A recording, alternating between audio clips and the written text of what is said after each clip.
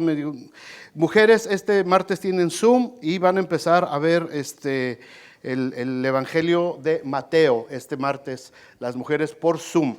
Ok, vamos a la palabra, hermanos.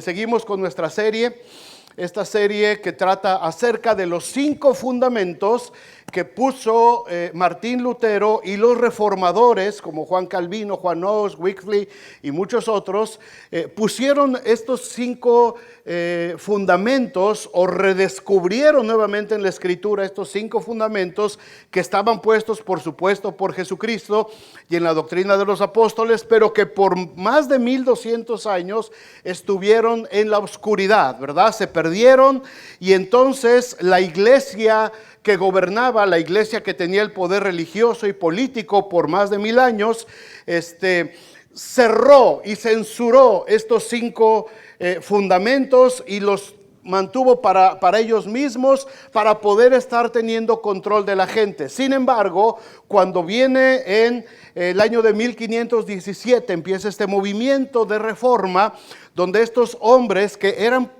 religiosos, eran de la orden agustina, algunos de ellos, otros eran franciscanos de diferentes monasterios. Entonces ellos empezaron a redescubrir por medio, por supuesto, del Espíritu Santo, que había cosas que se estaban haciendo mal dentro del sistema religioso en el que vivían, y ellos deciden dar un paso y levantar su voz y decir: algo se está haciendo mal aquí, porque lo que la Biblia enseña es esto. Y lo que nos están enseñando a nosotros a través de la iglesia es algo totalmente diferente. Va encaminado al control político, al control religioso, al control de la gente, al control de la sociedad, pero no tiene que ver con la vida eterna. Así es que ellos empiezan a trabajar, empiezan a predicar, y a lo largo de los años se forman o se estructuran estos 5 fundamentos que se les ha conocido desde hace 500 años como los 5 solas.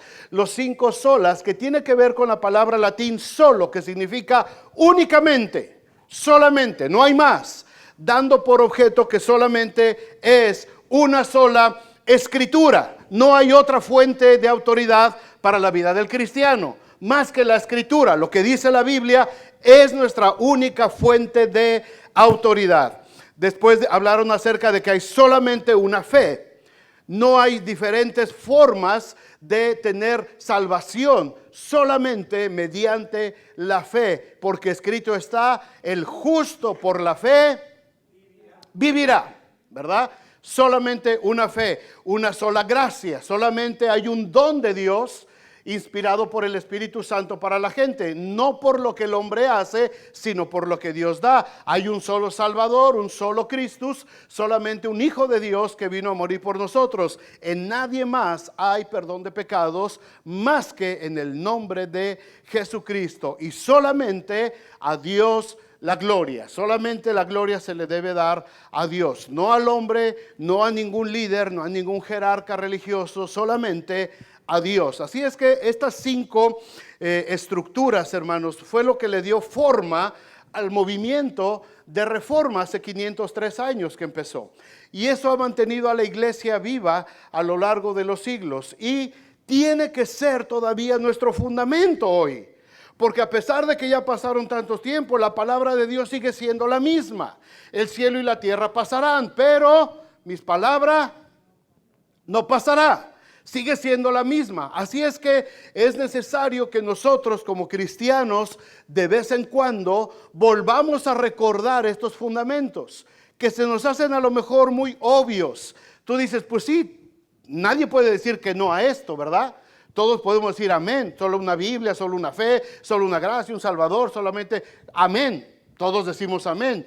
Pero ¿qué tan cierto o qué tan profundas están estas verdades dentro de nuestra vida diaria?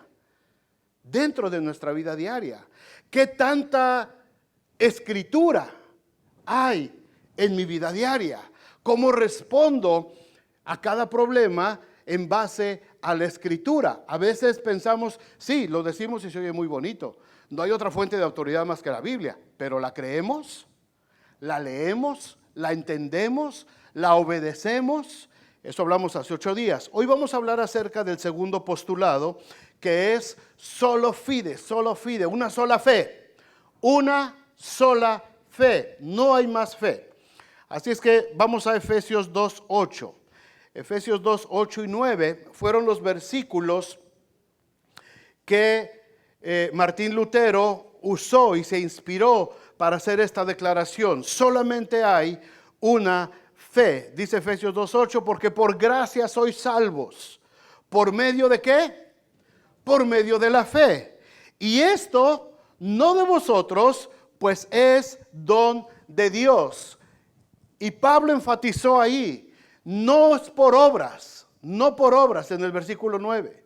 No es por lo que tú puedes hacer, no es por lo que tú quieres hacer, no es por lo que alguien hace por ti, no por obras, para que nadie se gloríe, para que nadie presuma, para que nadie diga, bueno, yo me estoy salvando porque soy muy bueno. Yo me estoy salvando porque yo ya entregué mi bolsa de despensa para esta y ya hice una buena obra y eso cuenta para mi salvación. No, no es por medio de obras para que nadie se gloríe. Uno de los grandes pilares que motivó la reforma fue justamente la fe. Resultó crucial para que Martín Lutero pudiera abrir los ojos espirituales del entendimiento para darse cuenta que el hombre no debe aportar obras para poder alcanzar la salvación, sino que somos justificados solo por nuestra fe en Jesús. Justificados, digan conmigo, justificados. Esta es una palabra teológica, doctrinal, que se usa mucho en la Escritura, la vamos a ver a profundidad hoy, así es que no se me aburran, no se me duerman. ¿Ahí están? ¿Ahí están? Ok, ahí estamos. Justificación, que no los espante la palabrita. Justificación. Esta es la base de nuestra salvación. Ahora, si nos ponemos en contexto con aquella época, si ahorita todos estuvieran vestidos así como del siglo XV, así medievales, las hermanas así con sudeste, así, todos nosotros así como con túnicas, imagínense que ahí estamos, ¿no? Yo peloncito más de aquí arriba todavía. Mis hábitos de monje. Si nos ponemos en contexto en aquella época, que estuviéramos viviendo en el siglo XVI, la iglesia era muy diferente, por supuesto, a lo que somos ahora. Totalmente diferente. En aquel tiempo, las autoridades de la iglesia se constituían como dispensadores de la salvación. Es decir, si yo era el sacerdote y arriba de mí estaba el obispo y después el arzobispo y después el papa, nosotros éramos los que decíamos quién se salvaba y quién no. Así es que tú tenías que empezar hacer lo que nosotros te dijéramos, así en esa cadenita de orden, ¿verdad? Para ver si podías ganar tu salvación. Entonces tú tenías ese deseo de ser salvo, porque aunque no leyera la Biblia a la gente porque la tenían prohibida, el ser humano siempre ha buscado ese deseo de acercarse a Dios. Muchos de ustedes o de nosotros, antes de venir a Cristo, sentíamos ese deseo de buscar a Dios en alguna ocasión en nuestra vida. A lo mejor anduvimos perdidos y en el pecado y todo, pero sentíamos ese deseo de buscar en algún momento de nuestra vida a Dios. Así es que toda la gente que tenía ese deseo de buscar a Dios y tenía temor de ofender a Dios y de irse al infierno, porque los tenían amenazados con eso, la gente venía a la iglesia y preguntaba, ¿qué puedo hacer yo para salvarme? Entonces los religiosos empezaban a dictar una serie de órdenes de cosas que tenías que lograr y que tenías que pagar, por supuesto, con dinero en efectivo para poder ir ganándote poco a poco tu salvación. Ahí fue la venta de indulgencias. Padre, acabo de pecar, ¿qué hiciste? Pues acabo de robarme una gallina. Uy, eso te va a costar 20 indulgencias. Entonces, aparte de que te robaste la gallina, tenías que abrir tu cartera y sacar dinero para comprar 20 indulgencias, que eran estampitas, eran unas estampitas. Entonces te daban tus 20 indulgencias o tu estampita que valía 20 indulgencias y tú ibas y la clavabas ahí en la pared, en la puerta de madera de la iglesia, de que ya habías pagado por tu pecado porque te robaste la gallina. si cometiste otro pecado más grande, mataste a alguien, engañaste a tu esposa, imagínense lo que costaba eso, ¿verdad? Así es que venías, traías el remordimiento, te confesabas, pues le tienes que caer con 50 indulgencias en la torre. ¿Y ahora cómo le hago para pagar 50? Y las tenías que pagar porque y si no te apuras y te mueres ahora, te me vas al infierno, mano, te vas al purgatorio y de ahí hay que sacarte y te va a salir más caro. Así es que mejor júntale y paga tus indulgencias. Entonces la gente hacía lo que podía y pagaba sus indulgencias, iba y las clavaba en la puerta. Por eso Martín Lutero, cuando hizo sus famosas 95 tesis, lo que hizo él fue y dijo: no, escrito está, el justo por la fe vivirá. Y no es por obras, no es por indulgencias, no es por lo que tú puedas o quieras hacer, es solamente por gracia de Dios. Y por eso él fue a esa misma puerta y él clavó ese pergamino. Y la gente, cuando venía a pegar la estampita que había pagado, se encontraba con eso y decían: ¿qué está pasando aquí? La iglesia nos está diciendo algo, pero resulta que este monje dice que la Biblia dice algo totalmente diferente. Así es que ese era el contexto en el que se mueve todo esto, hermanos. No bastaba solamente con creer, sino que era necesario también obedecer lo que la iglesia ordenaba, y para mantener la salvación se requerían todos estos sacramentos, ritos y obras. El tema de las indulgencias fue clave para que Lutero empezara a dudar de lo que estaba sucediendo en la iglesia, de las creencias que tenía de la iglesia en general, y esto fue lo que lo llevó a iniciar la Reforma Protestante. Hermanos, hay muchísimos pasajes bíblicos que nos hablan acerca de lo que es la justificación, pero vamos a ver solamente algunos. La justificación, como leímos al principio en Efesios 2:8, es: porque por gracia sois salvos por medio de la fe. Y esto no de vosotros, sino que es un don de Dios, es un regalo de parte de Dios. La gracia de Dios se derrama sobre nosotros por medio de su palabra, mediante su Espíritu. Nos hace nacer de nuevo, nos capacita para creer en Jesús, en su obra, y nos da esa convicción de pecado. Así es que desde el momento en que somos ya justificados, hermanos, sin que nosotros tuviéramos que hacer nada más que creer. De hecho, por si te quedaba alguna duda, solamente tenemos que creer. ¿Cuál es la condición para justificarnos? Creer, nada más. ¿Tienes que pagar? No. Si tú has dado tus ofrendas y tus diezmos pensando que estás pagando la salvación, estás mal. No tiene nada que ver con eso. Lo que nosotros ofrendamos, damos, ayudamos, todo eso es por gratitud por lo que ya recibimos. La gracia de Dios ya nos dio la salvación y nos ha hecho justos delante de Dios. Para fortalecer este fundamento que se revivió en el tiempo de la Reforma y que costó la vida, hermanos, de mucha gente por haberse atrevido a la verdad, vamos a ver solamente unos puntos que tenemos que tener en nuestras mentes, pero sobre todo en nuestro corazón. Número 1, ¿qué es la justificación por fe? Vamos a ver la definición. ¿Qué es la justificación por fe? Para empezar, justificación es un término legal. Es un término que se usa en las cortes. Tiene que ver también con absolución, justificación. Absolución. Cuando vas a la corte, te llevan a la corte, hay un fiscal y hay un abogado defensor. El fiscal te acusa delante del juez. El fiscal dice: señor, esta persona es culpable de robo, de homicidio, de mentira, de lo que sea, de fraude. Esta persona es culpable. Pero el abogado defensor es el que dice: señor, las circunstancias fueron estas. Y esta persona ya pagó su culpa, ya pagó lo que defraudó, ya pagó lo que hizo, y ya alguien pagó por esta persona la fianza que se necesitaba. Entonces el juez lo que hace es decir: esta persona queda entonces justificada, queda absuelta, ya no hay pecado en él, ya no hay culpa en esta persona y queda totalmente libre, se puede ir. El fiscal hace un coraje que hasta gastritis le da. Y el abogado solamente sabe lo que tuvo que hacer para que su cliente saliera libre. Un buen abogado. Y la Biblia dice literalmente en Hebreos que Jesucristo es nuestro abogado. Hijitos, no pequéis, dice Juan también.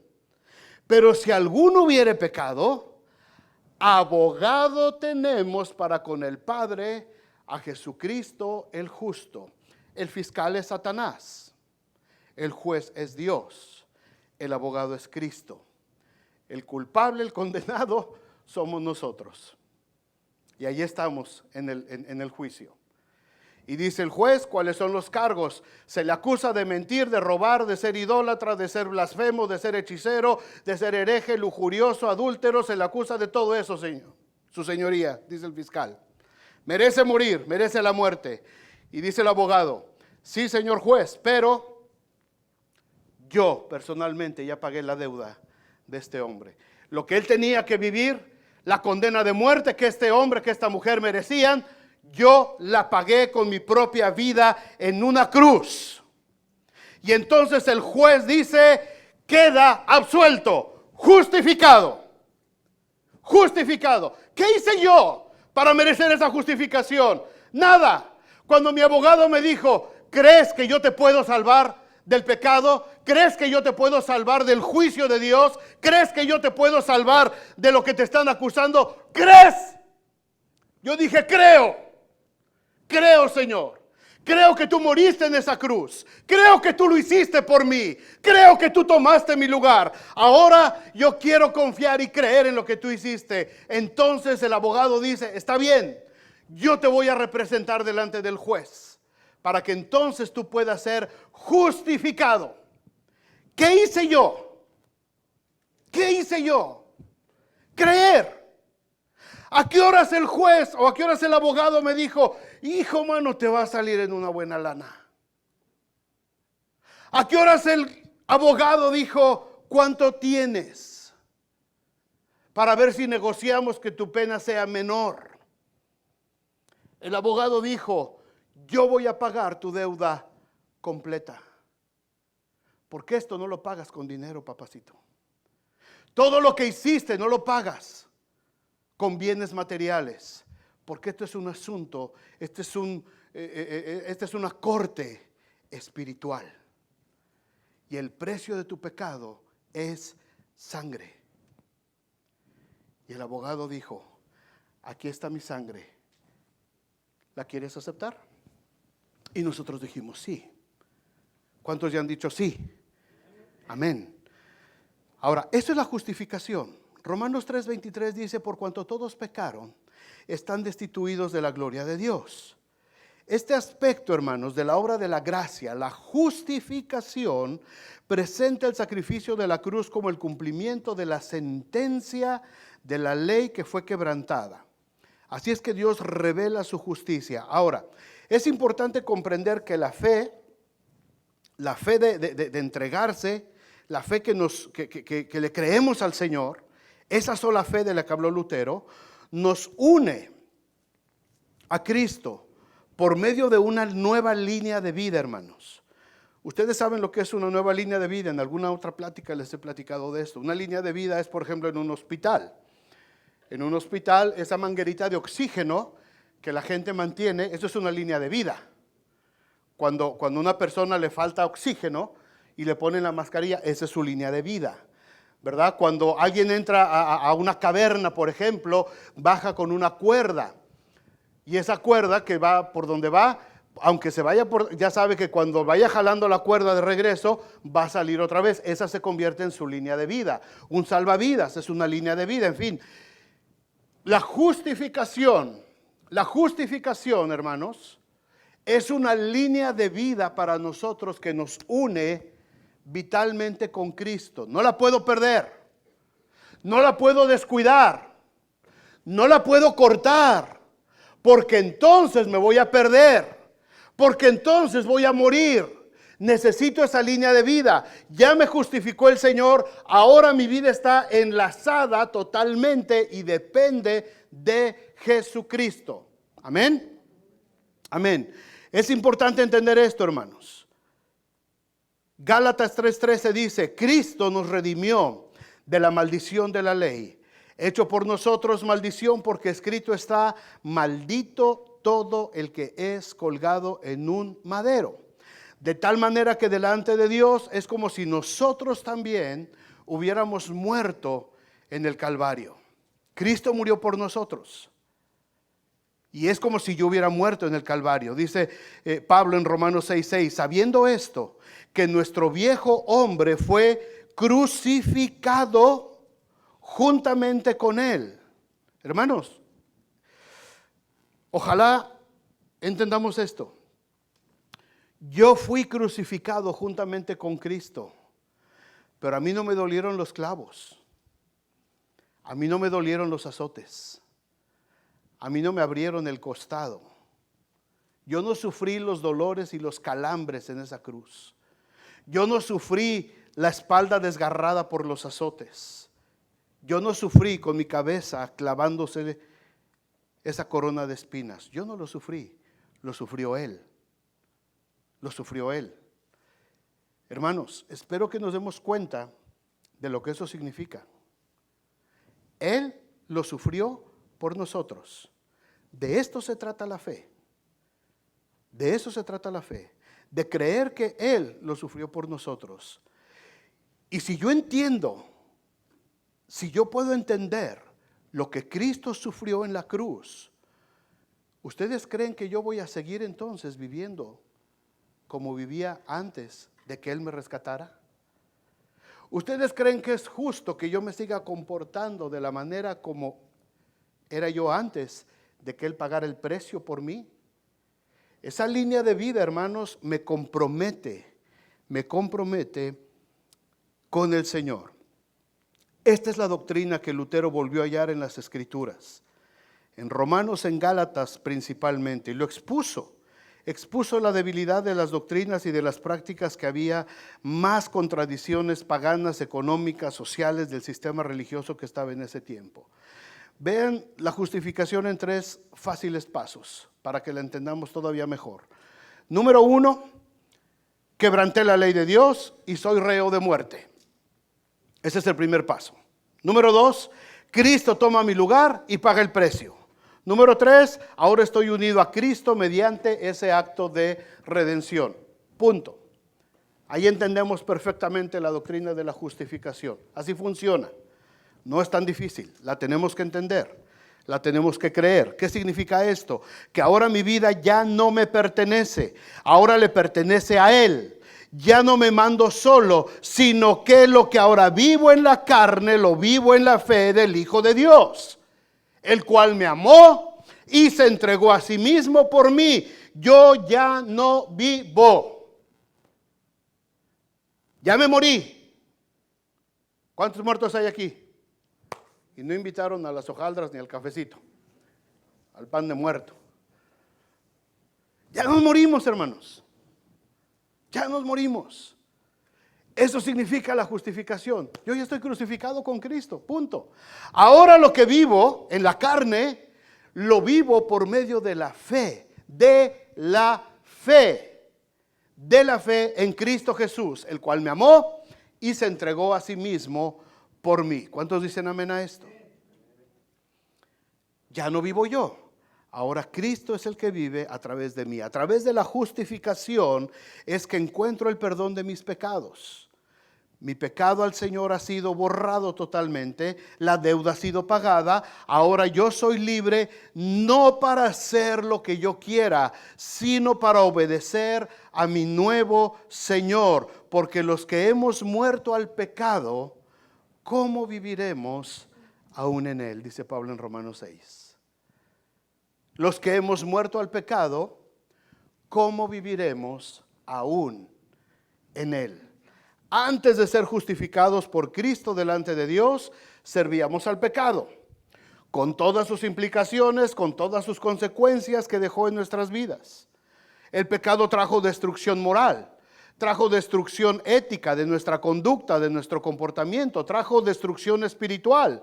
Pero Cristo nos redimió de esa maldición y ahora quiere darnos una vida nueva que nos prometió. Y por eso estamos aquí. Por eso nos estamos congregando ahora.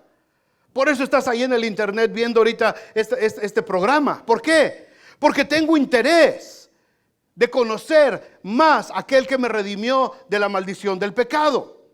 Por eso hay dos enseñanzas, hermanos, que siguen después de entender lo que es la justificación. ¿Ya lo entendimos? Amén, ya, más clarito. Si alguien tiene duda, después con mucho gusto le acabo de explicar.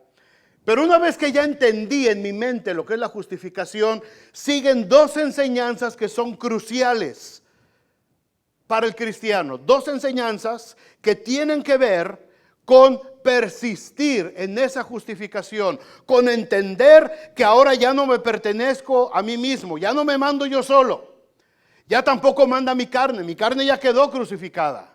Ahora el que manda es el Señor. Ahora Él es el que ya me compró. Él dijo, yo ya pagué el precio, ahora me perteneces. Y qué bendición pertenecerle a Dios. Qué bendición pertenecerle al Señor Jesús. Porque antes le pertenecíamos al pecado, al mundo. Y nos fue muy mal. Nos fue muy mal. ¿Dejó consecuencias? Sí. ¿Te dejó heridas? Muchas. ¿Cicatrices? Ya no perteneces ahí, ahora pertenecemos al Señor. Dos enseñanzas, hermanos, se las doy rapidísimo.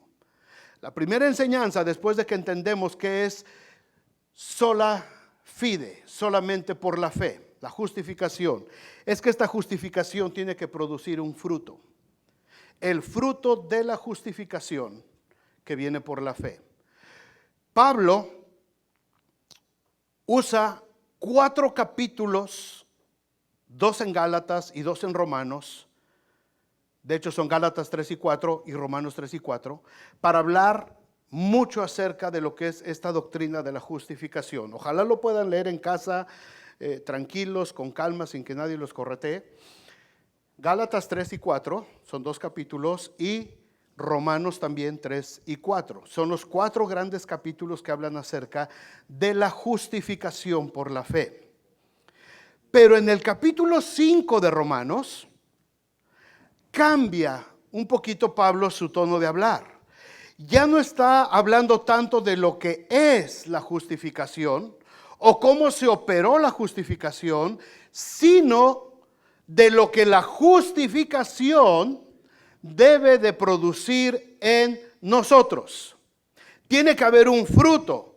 Tenemos por lo menos en este capítulo 5, hay muchísimas, pero por lo menos hay 3 importantes frutos que debemos demostrar nosotros como una evidencia de que hemos sido justificados por medio de Cristo. Déjenme se las digo. Romanos 5:1. Justificados pues por la fe, tenemos paz para con Dios por medio de nuestro Señor Jesucristo. Léanlo en voz alta conmigo todos juntos. 1, 2, 3. Justificados pues por la fe, tenemos paz para con Dios por medio de nuestro Señor Jesucristo. Amén. Amén. Por medio, justificados por la fe, tenemos paz. La primera consecuencia, el primer fruto de haber sido justificados, hermanos, es poder tener paz. Ese es el primer fruto en el cristiano, al haber sido justificado. Esto se refiere a mi estado emocional con respecto a mi pasado sin Cristo. Escuchen bien, por favor, esto, hermanos. Dios me ha perdonado. Por lo tanto, yo debía haber ya perdonado a todos los que me ofendieron en el pasado. Yo no puedo vivir con culpabilidad. Yo no puedo vivir con vergüenza por lo que hice, por lo que viví. Yo no puedo vivir ahora con resentimientos, con amarguras o atado a situaciones que sufrí en mi infancia, en mi juventud. La justificación por medio de Cristo debe de producir ahora en mí paz para con Dios. Tengo que estar en paz. Mi alma tiene que estar en paz. Mis emociones, todos los asuntos emocionales, todos los asuntos que tienen que ver con mi forma de comportarme, tienen que estar solucionados para con Dios. Tiene que haber paz. Si yo estoy en paz con Dios, si tengo paz con Dios, entonces todo mi entorno tiene que estar también en paz. No puedo decir que estoy justificado por la fe cuando me sigo peleando con mi pasado. No puedo decir que ya fui justificado por la fe cuando sigo albergando sentimientos negativos en contra de aquellos que me hicieron daño. Porque yo le hice más daño a Jesús. Yo lo lastimé más. Y aún así Él me amó, aún así Él me perdonó, aún así Él me justificó por medio de la fe. ¿Con qué derecho yo ahora le guardo resentimiento a alguien más?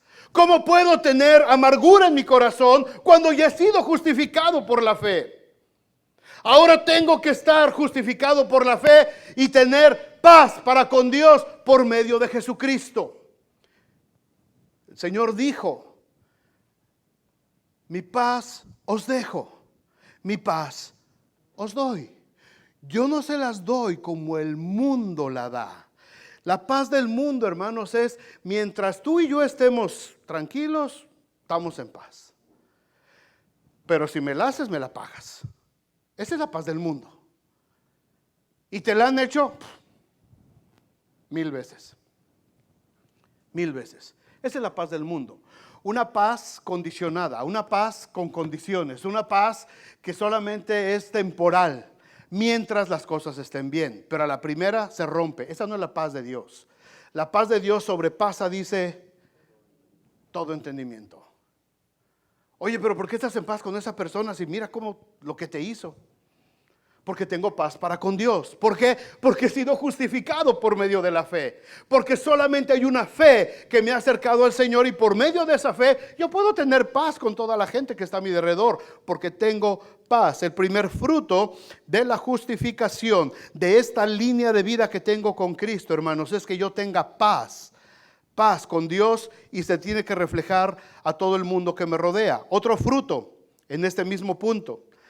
No solamente esto, dice Pablo en el versículo 3, sino que también nos gloriamos en las tribulaciones, sabiendo que la tribulación produce paciencia, y la paciencia prueba, y la prueba esperanza, y la esperanza no avergüenza, porque el amor de Dios ha sido derramado en nuestros corazones por el Espíritu Santo que nos fue dado.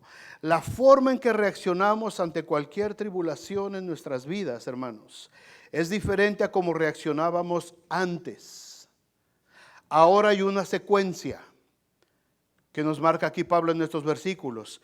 Viene una tribulación, ya sea familiar, ya sea una tribulación económica, una situación de salud, perdimos quizás a un ser amado para nosotros, algún problema en el trabajo.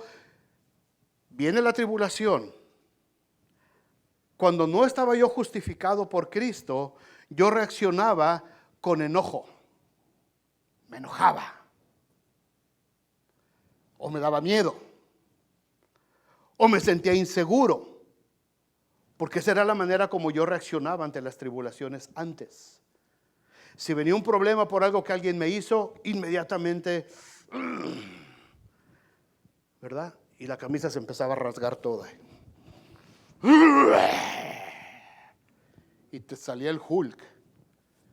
Y muchas veces ese Hulk lastimó a otras personas. Pudo haber lastimado a tu propia esposa, a tus propios hijos. Porque no supimos cómo enfrentar una tribulación que vino. Por lo que haya sido, por la fuente que haya venido. Surgió una tribulación. No la supimos justificar, no la supimos gestionar, porque no entendíamos que habíamos sido justificados por medio de la fe en Cristo Jesús. Pero ahora que entiendo que he sido justificado por la fe, cuando viene la tribulación ahora, la tribulación lo que va a hacer es que me va a traer gozo. Y una vez que viene la tribulación a mi vida, me va a producir paciencia. ¿Cuántos son pacientes aquí? Véndanme 1 kilo de paciencia, por favor. La tribulación te produce paciencia. Ya no te produce enojo. Ya no te produce frustración. Ya no te produce miedo. Ya no entras en pánico. Ahora viene la tribulación y entras en un estado de paciencia. Pacientemente esperé a Jehová y Él me oyó. La paciencia produce prueba. Estás bien paciente. Está la situación que arde, mano, color hormiga negra. Tú estás paciente. Estoy esperando en Cristo. Yo sé que el Señor es mi redentor y del polvo se ha de levantar, y el Señor es mi pastor y nada me faltará, y con su espada te cubriré. Ahí tienes todo, ¿no? Ya estás bien armado. Y viene la prueba. Satanás. Con que Dios te ha dicho que te va a sacar de esta bronca, te empieza a entrar la angustia. Y Satanás puede venir en la forma de cualquier persona, Satanás puede usar a cualquier persona. No digo que tu suegra sea Satanás. Lo que digo es que la puede influenciar para que te venga y te diga, mira qué tranquilito estás, mijo. Puede. O a una tía, a un primo, una prima, no sé. Alguien puede influenciar. Y viene la prueba. Y empiezas a resistir la prueba. Pero la prueba dice aquí, la secuencia de los que hemos sido justificados por la fe, que la prueba produce entonces esperanza. Produce esperanza, no buenos deseos, no buenos deseos. Cuando la Biblia habla de esperanza, no habla de, ay, ojalá y se resuelva. No, habla de seguridad. Dios lo va a resolver. El Señor lo va a hacer. ¿Cómo? No sé. ¿De qué manera? No sé. ¿Cuándo? Tampoco sé. Lo único que sé es que el Señor lo va a hacer. Es que el Señor lo va a resolver. Pacientemente estoy esperando en el Señor. Y viene la prueba, y la prueba me produce esperanza. Ok, si viene la prueba quiere decir que Dios está obrando. Dios va a responder. Y tengo la certeza, ¿por qué? Porque yo ya fui justificado por medio de la fe. Y la justificación, la fe va a producir nuestra reacción cuando estamos en tiempos de tribulación. La forma en que reaccionamos, mis amados hermanos, ante cualquier tribulación en nuestras vidas es diferente a como reaccionábamos antes. Esta secuencia nos habla acerca de cómo el Señor va produciendo esperanza, y no tenemos que avergonzarnos porque Dios ha derramado su amor en nuestro corazón. No tengo por qué avergonzarme. Job estaba en medio del polvo, de la ceniza, todo sarnoso. Y él nunca se avergonzó de su condición. Y tampoco se avergonzó de que Dios estaba obrando con él. La mujer le dijo, oye, ¿y todavía retienes tu integridad? Ahí está el hombrecito. Uy, el temeroso de Dios. Ya ven cómo son así medias discretas. El que dice que Dios lo ama, el conce de Dios, véalo, ahí está. ¿Aún retienes tu integridad? Maldice a Dios y muérete. El sabio consejo de la esposa. Y Job dijo, no, yo sé que mi Redentor vive.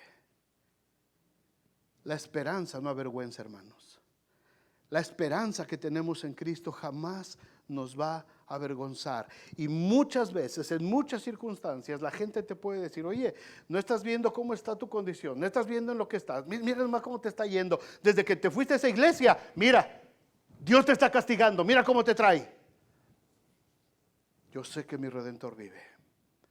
Yo sé que mi Redentor vive, y del polvo se ha de levantar. La justificación por la fe tiene que producir fruto, hermanos. Y el fruto tiene que ver con la paz de Dios. Tiene que ver con la manera como enfrentamos la prueba. Y también el versículo 11 dice otro fruto muy importante. Y no solo esto, dice Pablo, sino que también nos gloriamos en Dios por el Señor nuestro Jesucristo, por quien hemos recibido ahora la, ¿qué? Reconciliación. El tercer fruto que debemos de manifestar es la reconciliación con Dios. O sea que antes estábamos peleados con Dios, sí, por causa de nuestro pecado. Ahora que estamos en paz y reconciliados, significa que hemos aprendido a obedecer, porque la desobediencia trae conflicto. Cuando desobedezco la palabra de Dios, entro en enemistad contra Dios. Cuando las cosas del mundo me atraen más, alejándome de Dios, estoy quebrando mi reconciliación con Dios. Santiago 4:4 dice: oh almas adúlteras, ¿no sabéis que la amistad del mundo es enemistad contra Dios? Cualquiera pues que se quiera ser amigo del mundo, automáticamente se constituye en enemigo de Dios. Tiene que haber reconciliación. Tengo que vivir en un estado permanente de reconciliación.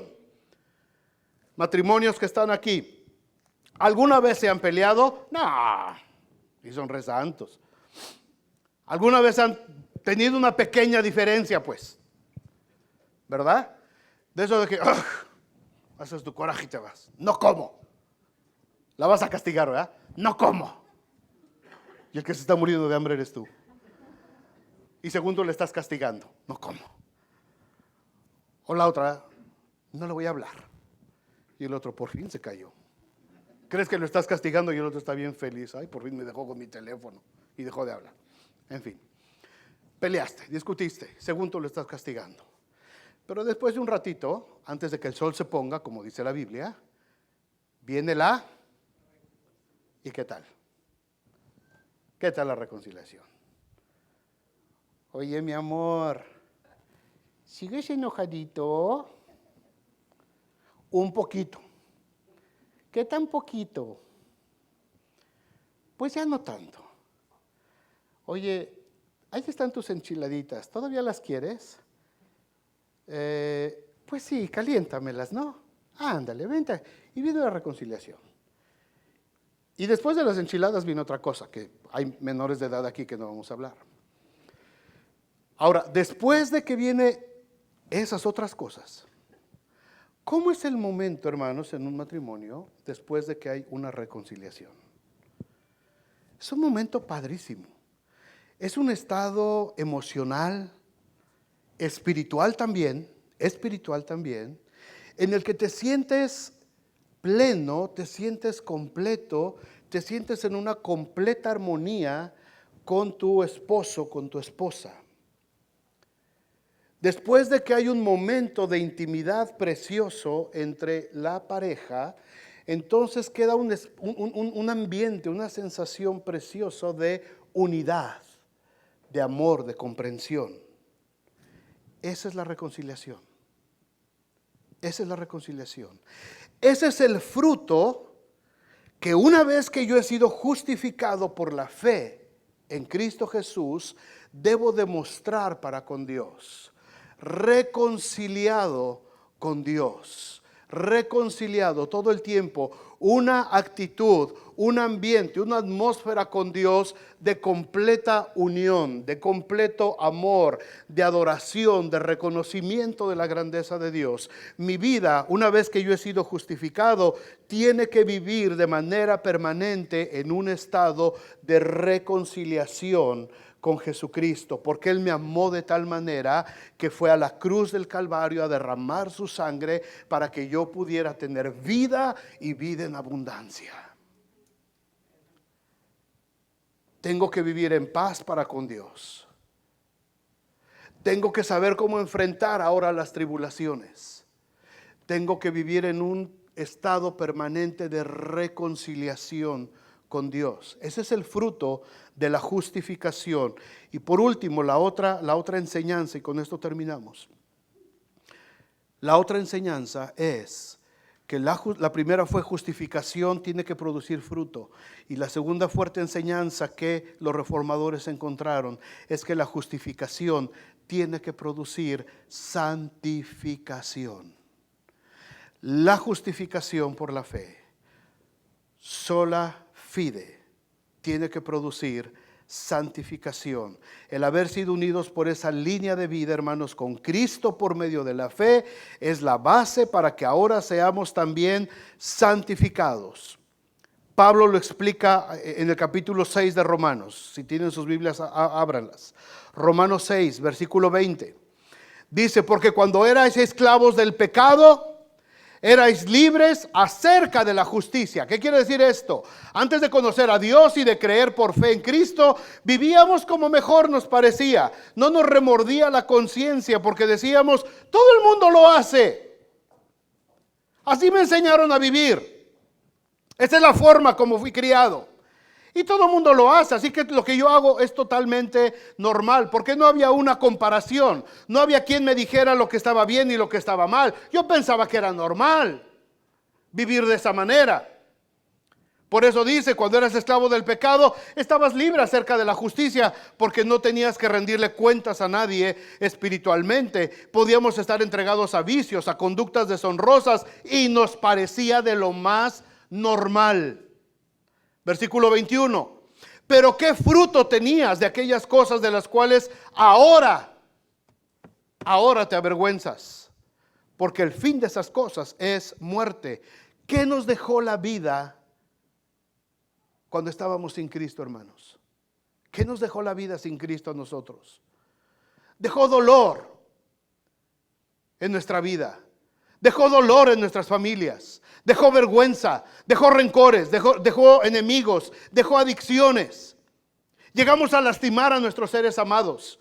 De tal manera que si ahora recordamos lo que vivimos antes de Cristo, hermanos, nos da vergüenza. Nos avergonzamos. Y su fin, íbamos derechito a la muerte. Muerte emocional, muerte espiritual, y muy probablemente hasta la muerte física antes de morir por causas naturales. Estuvimos expuestos a esa vida. ¿Qué fruto tuvimos de aquellas cosas? Dice Pablo. Versículo 22. Pero ahora, punto y aparte, cambio de página. Ahora habéis sido libertados del pecado y hechos siervos de Dios. Tenéis por vuestro fruto la santificación, y como fin la vida eterna. El haber creído en Cristo, el haber sido justificado por la fe en el Señor, ahora me compromete, hermanos, a un camino de santificación que me va a conducir a la vida eterna. Cristo nos encuentra. Entendemos que solamente la fe en Cristo nos puede dar la vida eterna que necesitábamos. Ya somos libres del pecado. Cristo ha roto las cadenas, nos quita las vestiduras viles, nos limpia con su palabra, lava nuestros pies cansados y mugrosos de andar por caminos inmundos, y somos entonces hechos siervos de Dios. ¿Somos qué? Siervos de Dios. Siervos de Dios.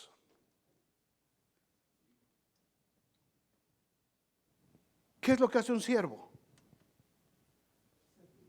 Sirve. ¿Para qué somos siervos de Dios? Para servir. Para servir a usted. Y mientras más servimos al Señor, hermanos, mientras más servimos al Señor, más nos alejamos del pecado. Mientras más nos involucramos en su obra, vamos siendo separados de aquello que nos contamina. Separados es lo que significa ser santos. Una persona santa es aquella que ha sido apartada. Santo literalmente de la palabra griega sanctus quiere decir, o latín quiere decir apartado, separado. Eso quiere decir santo. No quiere decir que vas a estar así. No quiere decir que ahora ya te van a empezar a poner veladoras. No quiere decir que ahora ya tienes poderes para poder hacer milagros. No, eso no quiere decir santo. Santo quiere decir que has sido apartado, que has sido separado del mundo para hacerte ahora siervo de Dios. Eso significa ser santos. Un cristiano que se santifica es el que se separa del pecado que antes le dominaba y ahora se convierte en siervo de la justicia, en servidor por medio de la fe. Sola fide, solamente por medio de la fe, no por obras para que nadie se gloríe, solamente por la fe en Cristo Jesús. ¿Por qué? Versículo 23, porque la paga del pecado es muerte, mas la dádiva de Dios es vida eterna en Cristo Jesús. Vengan, hermanos de alabanza, por favor. Sola fide, solamente una fe. No hay nada que tú puedas hacer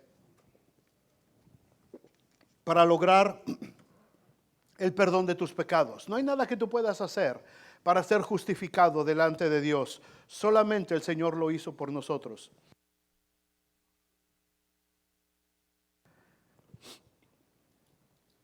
Una fe que nos justifica delante del Padre, hermanos. Delante de Dios, que es 3 veces santo. Una sola fe puesta en Jesucristo, el Cordero de Dios. Porque no hay otro nombre debajo del cielo en que podamos ser salvos. Una sola fe. Una sola fe que nos conduce a tener paz para con Dios. Una sola fe que nos da esperanza en medio de la tribulación. Una sola fe que nos reconcilia con Dios. Y una sola fe que nos santifica cada día hasta que lleguemos a nuestro fin, que no es una tumba. Nuestro fin no es una urna de cenizas. Nuestro fin es la vida eterna en Cristo Jesús. Una fe que nos compromete a vivir para Cristo, hermanos, obedeciéndole y sirviéndole, porque por gracia sois salvos por medio de la fe, y esto no de vosotros, pues es don de Dios.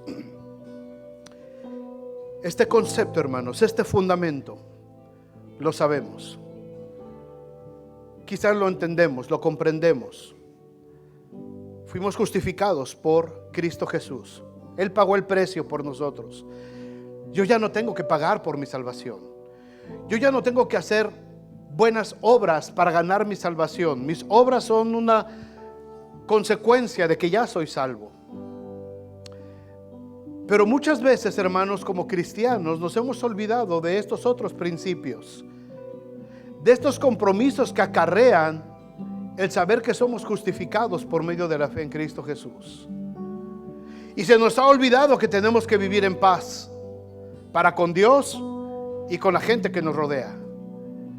Se nos ha olvidado cuando viene el tiempo de la tribulación y a veces recurrimos a nuestros métodos que usábamos en el mundo, o reaccionamos como reaccionábamos antes de Cristo, y se nos olvida que ahora tenemos un método porque ya fui justificado y ya no puedo reaccionar de esa manera. Se me olvida vivir reconciliado con Dios y constantemente estoy entrando en pleito otra vez con Dios por causa de mi pecado. Y se me olvida que todos los días tengo que seguir este camino de santificación. Santificación, porque el Señor es santo. Sed santos, dice el Señor, porque yo soy santo.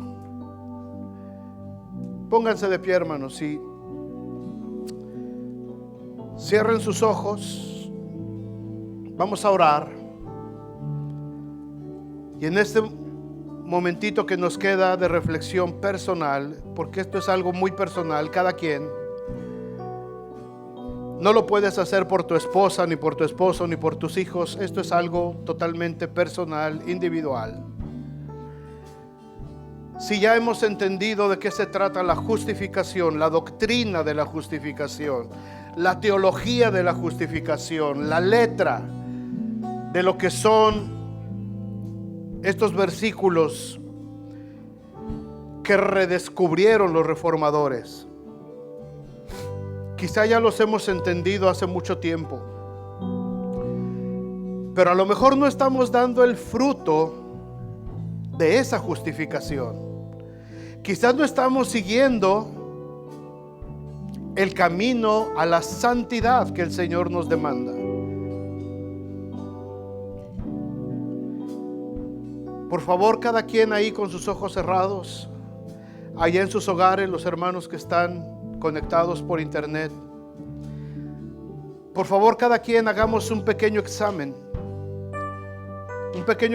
de cómo está este fundamento de la fe en nuestras vidas. Quizás lo entendemos y conocemos la letra y todos decimos amén, gloria a Dios, soy salvo por la fe y por gracia soy salvo, pero ¿qué hay del fruto de la fe? ¿Qué hay del fruto de la justificación? ¿Y qué hay de la santificación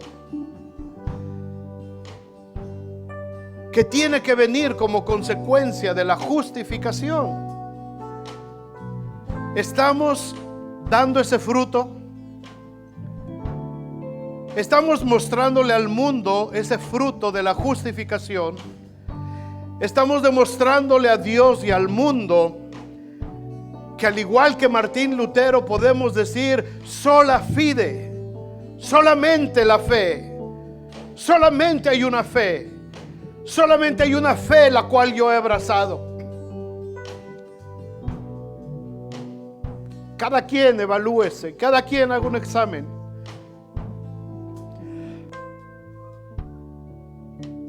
Y si es necesario, pide perdón a Dios.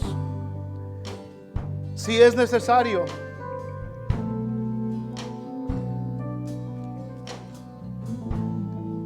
Si no has estado dando el fruto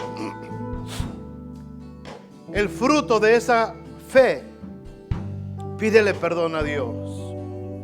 Si no has caminado en ese camino de santidad que Dios nos ha marcado, creo que es tiempo de que le pidamos perdón. Y creo que es tiempo de dejar de vivir de acuerdo al mundo y entender de una buena vez que hemos sido hechos siervos de Dios. Y si he sido hecho siervo de Dios, es porque tengo que empezar a servir a Dios. Servirle en mi casa, servirle en mi familia, servirle en el trabajo donde estoy, servir en la iglesia, servir donde quiera que estoy, siempre sirviendo y dando testimonio de que he sido justificado por medio de la fe en Cristo Jesús.